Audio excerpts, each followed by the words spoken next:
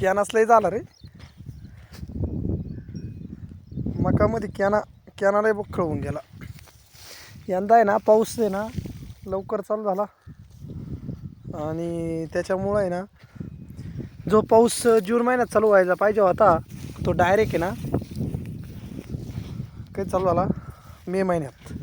म्हणजे यंदा पावसाळा लवकर होता आणि मग त्याच्यामुळे आहे ना काय झालं शेतात आहे ना गबळं लय होऊन गेलं.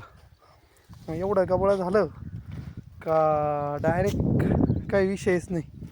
आणि याचा पिकात पण असा जोर नाही दिसत आहे कारण सारखा वरून पाऊस पाऊस पाऊस सारखा चालू आहे.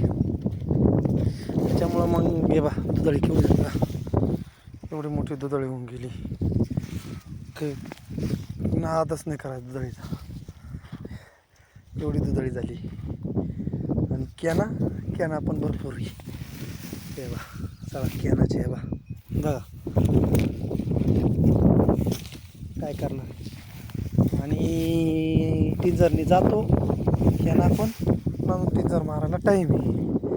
त्याच्यामुळं मग जेवढा होईल तेवढा काढून घेण्याचा आपण प्रयत्न करतोय. हे बघा कशी दुधळी मोठी मोठी मोठी मोठी झाली. बाकी मका थोडी तर चांगली.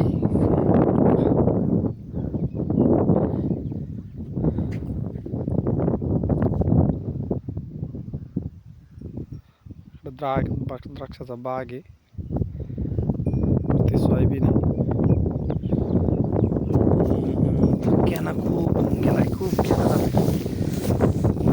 काय करणार आहे कॅनाला बाबा. कॅना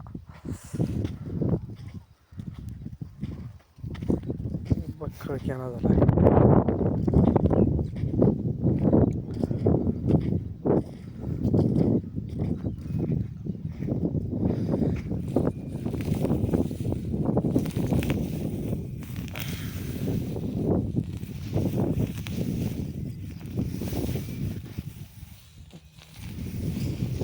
कॅन्याचा नादच नाही करायचा. एकदा कॅना वाढी लागला तर मग तो काय थांबत नाही.